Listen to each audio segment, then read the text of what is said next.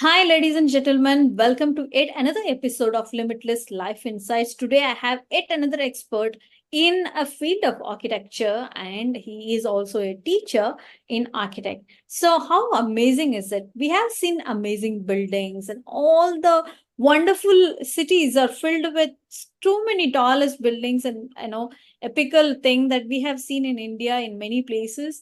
And I have always wondered how every minute things being scriptured across a building, which is a temple or any monuments that we have seen. So today we have Sanjay Mhatre, who is actually an architect, and he is going to give us his journey, his insights to us, and I'm sure that this is going to be definitely an insightful podcast for each one of you. And I really thank Sanjay ji for being here with us to share his journey. Thank you so much, Sanjay ji. Thank you so much. Ji, I want to Thank you. ask you.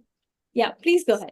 Sorry. Thanks, Dr. Sasirekha, for inviting me to your podcast.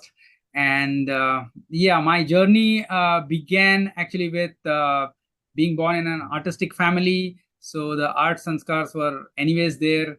And then I got interested in science also. So I decided to do 3 years of physics, BSc after 12th. And towards the end, I realized this is getting too much of science and maths and a lot of formulas, derivations, and all. And my artistic soul was suffering. So I decided that architecture would be a nice melting pot of both art and science, and would allow me to discover the art inside science and science inside art.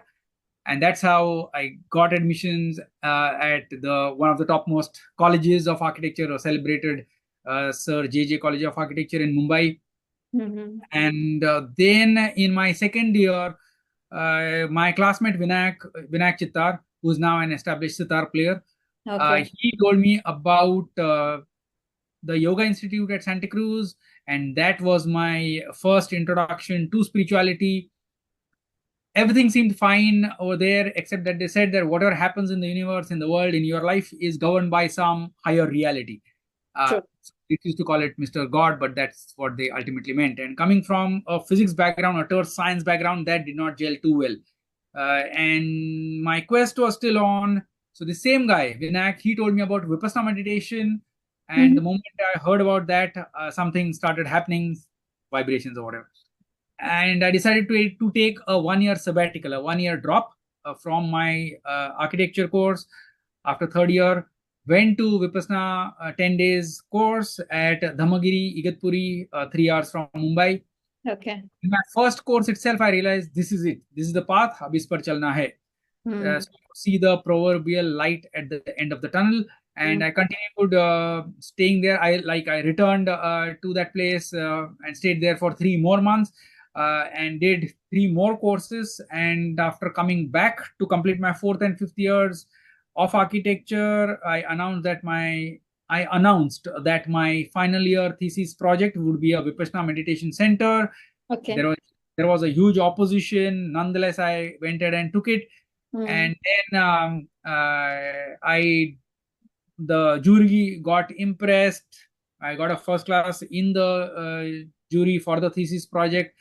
Went back to the Vipassana Center, displayed my project. Back then, there was an international conference, so many trustees and senior assistant teachers saw my project, including that huge model, 3 feet by 6 feet model, the drawings and books. Awesome. And then they started calling me to design their Vipassana centers. I did a round trip to Bodh Gaya, Sarnath, Delhi, Ahmedabad, Rajkot, actually master planning the centers there. And towards the end of the trip, Guruji Satyanarayan Goenkaji, who passed away at the age of 90 around 10 years back, he had announced the idea for the global pagoda. This was in 97. Okay. So I was part of that project in the initial phases. The huge golden pagoda, the global pagoda as they call it, which has come up near SL World at Borivali near Mumbai, in Mumbai. So that was the journey, and then I got into teaching because I was passionate about that. That was another story. During my BSc Physics years, I used to share those notes, my college notes, with my very good friend, my best friend, who went on to do medicine while I after my 12th standard. after Mhm. our 12th standard. Mhm. We were in Bhavan's college. My classmate from Bhavans, his name is Dr. Sham Kishore. He became a doctor, then gold medalist from one of the famous colleges, KEM Hospital, GS Medical College. So he triggered my interest in maths, and the way he was teaching, he would convert maths into pictures, into graphs, which was Oh. the language that I was passionate about in terms of all the visuals. Maths Mhm. became visuals, and Okay. that beyond cultivating interest in maths, it rubbed off a passion to teach. So that is where the teaching started, originated. So Mhm. art, architecture, education, entrepreneurship, and science and spirituality. So these are the six dots which ultimately connected. Awesome, awesome, Ji. That was really great to know. Ji, I Thank have this basic question because I'm not into architecture, but I love seeing some of the minute scriptures that is put on some of the biggest architectural thing that is there, like temples and all that. you. Yes. When you plan a design for a new building or something like that, what comes to your mind naturally? What would be the intention of, like other than being this should be the best, what else thoughts should come in your mind generally? Well, sure. Thanks. Thanks for asking that question. Very important and critical question, especially to those who are not aware of architecture, and most people are not, because architects tend to live in silos of Yeah, yeah. in their own fantasy land. Well, the thing is, you need to understand, and I'll begin with that. It's a one line definition of architecture. Loosely put, it can be called a definition, although there is another parallel thought: architecture can't be defined, but that's for architects. So let's understand for the common people. Mhm. Like, architecture is the design of space, structure, and enclosure experienced through movement in space and time, achieved by means of technology, accommodating a program compatible with its context. Right? Hmm.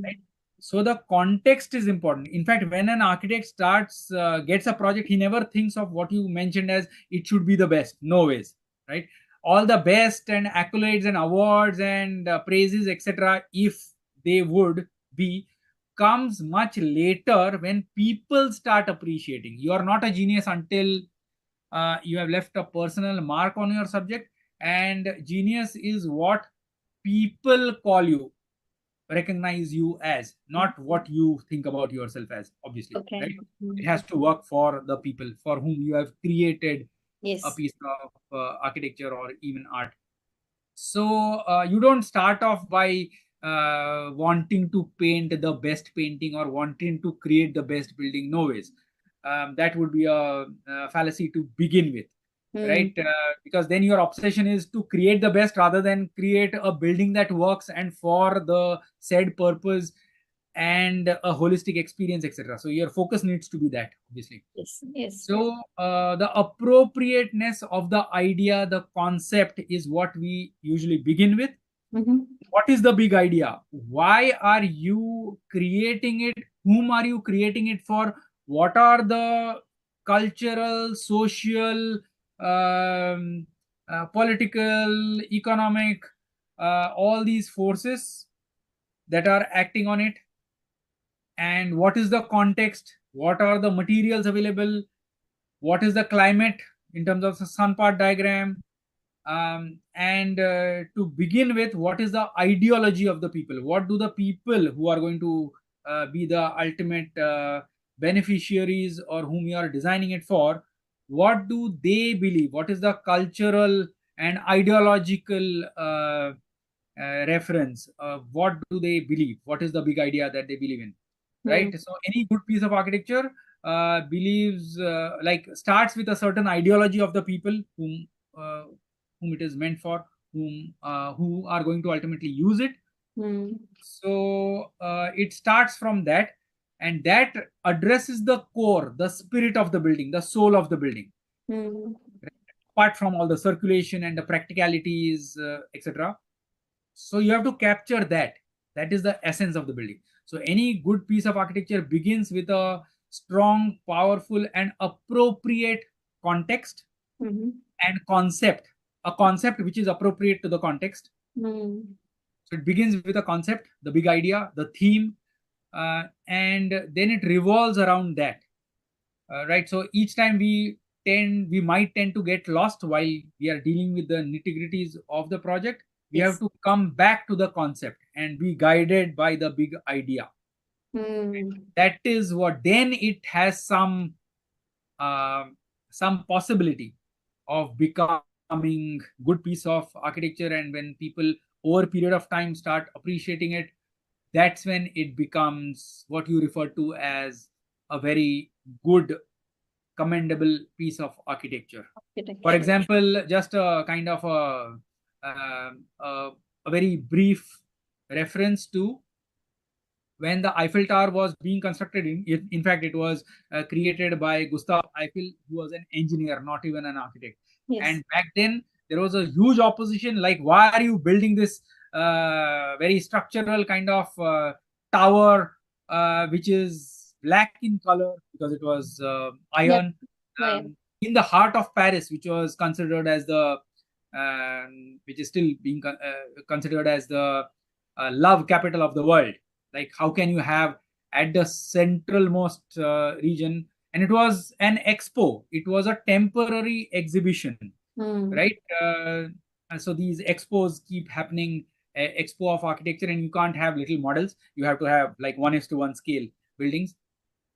And this was conceived for one of the expo architectural exhibitions, world architectural exhibitions, the Eiffel Tower. So back then, when it was constructed, there was a huge opposition, and after the exhibition was over, then people started falling in love with it, and then they did not. It was meant to be dismantled, and it Oh. was never dismantled. It was kept because then people fell in love with it. So imagine, Mm. the reactions can vary to that kind of degree, So right? nice. Yeah. And see, I've been to Angkor, this Angkor Wat last year. Yeah. That's a it's a big, vast area of land, and the temple with which today, even today, it is standing so amazing. Was True. like I used to get a feeling like there are minute carvings in every wall of it and all that. Is that a design which is being suggested by someone, or is it like basically because you are into this field when you go to such kind of thing? Because even in temples, even in Ajanta, Ellora, we could see there are so many minute carvings which is being made to depict what is the culture which is being there and what was that particular historical thing needs to be telling to the future generation. So is that being decided by the architect, or is it being told to the architect, or how it basically works? Well, the client typically, back then it would be the rulers, the dynasties, etc., who would be commissioning people and taking care of it. It's not Okay. so much. Back then, the equation was that there is a patron, the king, typically, the ruler of the land, who would have this architect, and everything else would be taken care of so that he can focus on his work, right? Mm-hmm. And that's how he does not have to bother about his daily earnings and living and etc., etc., whatever. Right. So he could peacefully devote his life and time and ideation and thought process and focus to that project. Okay. So it was a larger than life size, larger than himself, Mm. an idea, especially since you are referring to temples. So it was an offering. Okay. That was the spirit in which it was dealt with. Mm. So the details and all were designed as a narration, as an offering, as a deep sense of um, spiritual evolution, a journey, something that is dictated by the divine, Mm, mm, mm. right? So the architect is only a medium, and all Okay. the workers are only medium to bring that spiritual energy Mm, and into the spirit of the building, mm. into the It's a creation dictated by the divine forces, by the spiritual vibrations, and it would get constructed not as an ego expression of the designer, and hence they never put the architect's name or the people who worked on it, etc., their name Okay. into the building project. It was only it would be like associated with the dynasty or with the rulers or with the king. Like this person commissioned the building and it commissioned the temple, Okay. like had the thought of the temple and he created it. Not even commission. Commission is the wrong word. It's more connected with the current scenario. So he thought of the project and he got it done with Mm. where was available the appropriate people who could imagine and think of the project, and so that was the spirit in which it was created. So all the little details and the motifs and the designs were all a narrative, a story, uh, a communication of the spiritual ideas to the people who came there to worship, Hmm. to motivate them, to inspire them, to help them focus, to take them to the next step of their spiritual Spiritual evolution. journey. Okay. It's kind Yes, of creating that divine vibe so that they get elevated towards that spiritual energy. And right. So each and every sculpture has a certain connotation, a certain uh, piece of information that will elevate the viewer, the audience, the person who comes to worship it.